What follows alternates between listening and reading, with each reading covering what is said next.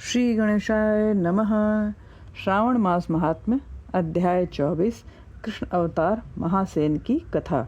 शिव बोले, हे सनत कुमार, पूर्व काल में राक्षसों के अत्याचार से दुखित हो पृथ्वी श्री ब्रह्मा जी के पास गई।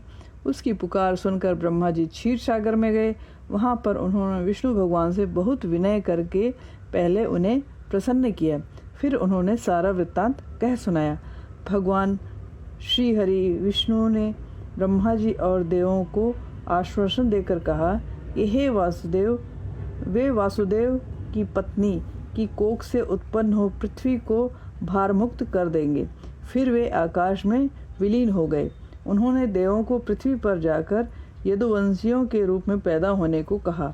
कंस ने अपनी मृत्यु भय से बचने के लिए अपनी बहन देवकी को और वासुदेव को कारागृह में डाल दिया।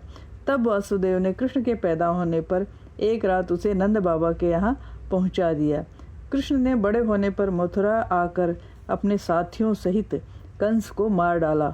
मथुरावासी प्रसन्न हो प्रभु से बोले, हे कृष्ण, हे महायोगी, हे देवों के अभयदाता, हे शरणागत रक्षक, हम आपको बारंबार प्रणाम करते हैं।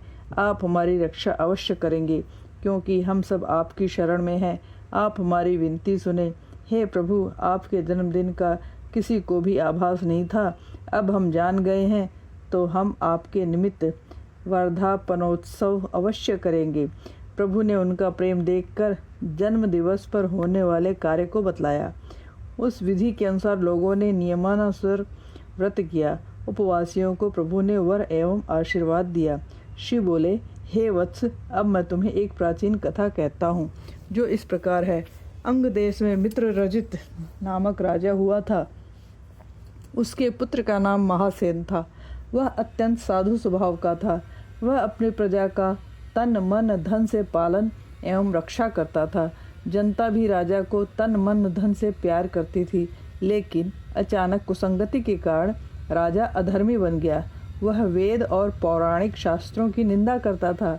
वर्णाश्रम धर्म के भी अति विरुद्ध था। इस प्रकार के अधर्मी कृत्यों में लिप्त हुए उसे बहुत समय व्यतीत हो गया। उसे पृथ्वी से यमदूतों ने पाश में बांधकर यमलोक ले जाकर चित्रगुप्त के समक्ष पेश किया। वहां उसके साथ क्रूर व्यवहार किया गया और नरक में डाल दिया गया। फिर उसे पिशाच योनि प्राप्त हुई। बहुत समय भूख प्यास से पीड़ित हो वह घूमता हुआ मारवाड़ देश पहुंच गया। वहां पर वह एक वैश्य के शरीर में प्रविष्ट होकर घूमता हुआ मथुरा नगरी पहुंचा। तो नगरी के धर्म रक्षकों ने उसे वैश्य देह से अलग कराया। तो वह मथुरा नगरी में भी मारा मारा फिरता हुआ दैव योग से वनों और आश्रमों में घूमता हुआ जन्माष्टमी वाले दिन ऋषियों और मुनियों द्वारा रात्रि के धार्मिक कार्यवादन में सभा में सम्मिलित हो गया। वहां पर वह रात भर जागता रहा। तो उसने भी हरि कथा सुनी, जिसके प्रभाव से वह कुछ काल पश्चात भवसागर से मुक्त हो अपना शरीर छोड़कर प्रभु के विमान में सवार हो विष्णु लोक चला गया। यही कारण है कि आचार्यों और महर्षियों ने इस व्रत को विधि अनुसार ही करने को बताया है। यह समस्त भोग उपभोग प्रदान कर सारी मनोकांक्षाओं की पूर्ति करता है। इस व्रत के पुण्य फलस्वरूप सारे मनोरथ पूरे हो जाते हैं।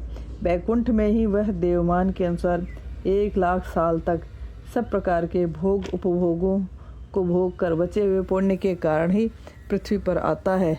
यहाँ पर भी वह राजवंश में उत्पन्न हो अनेक प्रकार के सुख पाता है। जहाँ पर विश्व सृष्ट व्रत और उत्सव सहित प्रार्थना पूजा अर्चना होती है, वहाँ पर कभी भी किसी प्रकार का अधर्म व अशुभ नहीं होता। वहाँ पर इंद्रदेव की कृपा से मेघ भी मधुर वर्षा करते हैं। जिन ग्रहों में कृष्ण पूजन नियमानुसार होता है, वहाँ पर सदैव ही सब प्रकार की रिद्धियाँ सिद्धियाँ वास करती हैं। 24वें अध्याय के पाठ श्रवण से सर्व मनोकामना पूरी होती है।